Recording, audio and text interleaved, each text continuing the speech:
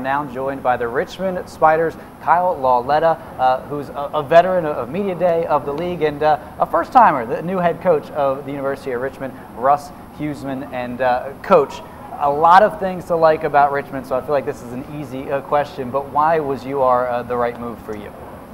Well, obviously I had been there 8 years ago as a defensive coordinator and love the student-athlete that you got to work with. And every day, you know, the academic component's important to them, like it is a lot of places, obviously. But I think at Richmond, you're recruiting a unique individual. The winning tradition brought me back. There's a lot of reasons to come back to Richmond, but you know, if you talk to Kyle for 10 minutes, you'll understand why you want to coach at the University of Richmond.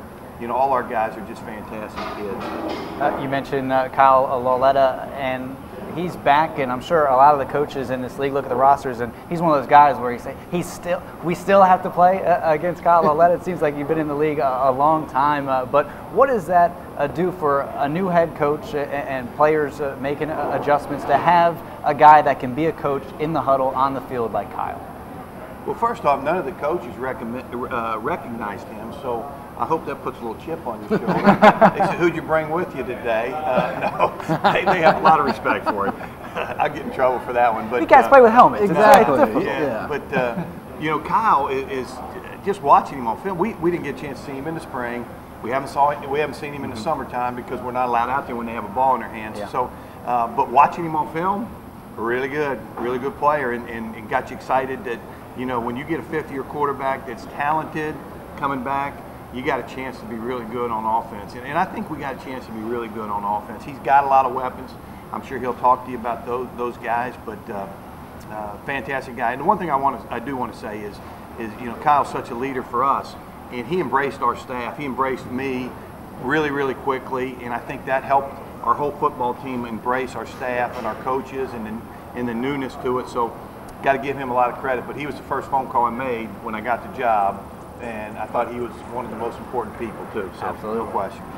Well, Kyle, a lot of great praise there from your new head coach. First, we have to talk about your health. It's obviously great to see you here. That must be a good sign that everything's good to go with the knee moving forward. And how's that going? And what is the toughest part of kind of getting over an injury like that you had late last season? Well, I think the most difficult part is right off the bat. You know, getting over. Watching my team play in the playoffs was really difficult for me. You know, I think we had a great season going, and kind of going down in the last regular season game, not being able to play with my team in the playoffs and experience that. You know, but once that happened, you kind of got to accept it. And you know, I kind of went into the mindset of now I got to kind of be a coach now and help the young quarterback that we had, who's a heck of a player, who has always been very supportive to me. So all I can do is support him and help him prepare. And you know, we made a run at it, but once our season was over, just kind of getting ready and just kind of taking the rehab one day at a time. And you know, I've been blessed. We have a great strength staff and a great training staff that worked with me every day and really helped me through it. And you know, once I got past that mental aspect, it was just getting back as quickly as I can. And I think my injury progressed really well. And at the start of the summer, I was lifting, I was running, I was doing a lot of the things that I used to do, and it feels great right now. And I couldn't be happier where I'm at right now. Now, some of the weapons Coach Huesman said you'd be talking about, you know, you have a trio of running backs coming back. A few receivers, but one key part that is gone is Brian Brown. Brown and Lauletta connection, I think everyone in the CA were terrorized by it over the last few years. How much one are you going to miss him, and who are some of the guys that are you looking to see fill in that role? Well, you know, like you said, Brian's gone, but this year it'll be interesting to see. I think we'll be able to spread the ball around a little bit more. I think there's multiple guys that you'll see. I think Dejan Brissett is a name that you'll hear. You know, he kind of had a good season last year, but he hasn't really emerged yet, and I think he'll have a big year. But you know, like I said, we'll spread the ball around. We have a couple transfer student athletes that have come in. I think they'll both contribute. Cortrell Simpson and Jeremiah Brown are two guys. You know, we're going to get the ball around. Like I said, Caleb Drake's another guy, the tight end Garrett Hudson, and then we have a trio of running backs. You know, when you have that many running backs, it'll be eager to see which one emerges in training camp, but I think it's a great situation to have. I think they'll all push each other. They'll all challenge each other for the starting job, and regardless of who's the number one guy there, I think we'll see all three of those guys contribute. a lot of talent coming back on the offensive side, but 8 starters returning on the defensive side as well. What can we expect from the defensive unit? Pretty excited about our guys. I think the depth is not incredible, but I think we can line up 11 guys that are pretty good football players. You know, I love our secondary. Micah Keels, JJ, Gerald Jordan, and Tefon Mansall are all 3 really good cover guys.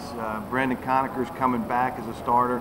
Love what's going on back there. Now, we're probably going to have to play maybe a freshman or 2 back there. Just we're thin, but at linebacker, we feel good about Justin Rubin and Billy Coggle.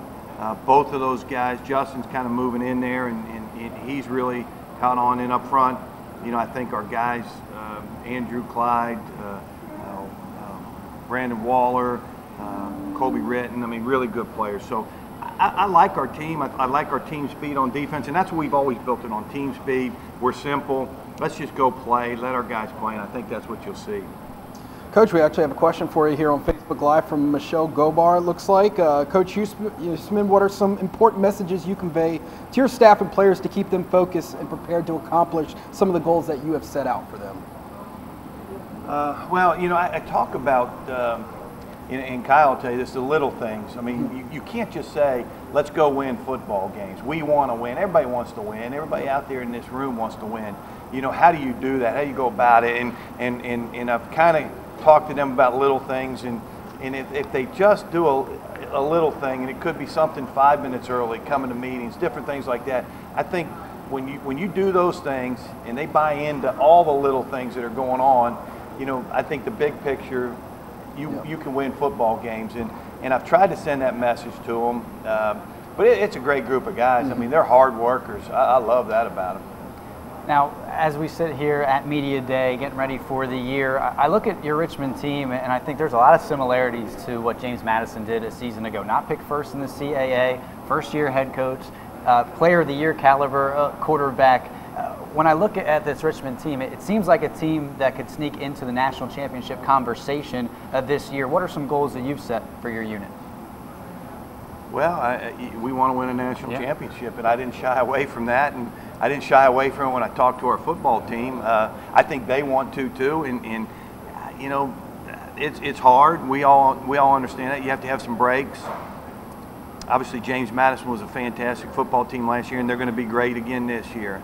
And a lot of it's going to go through them. But you know, we have our goals set, but ultimately, I remember when I first took this job with Dave Clawson, and they weren't very good coming in. And one of Dave Clawson's first years, one of his goals was win a national championship. I said, Dave, are you kidding me? we can't even come in 3rd in the league, 4th in the league. And he said, nope.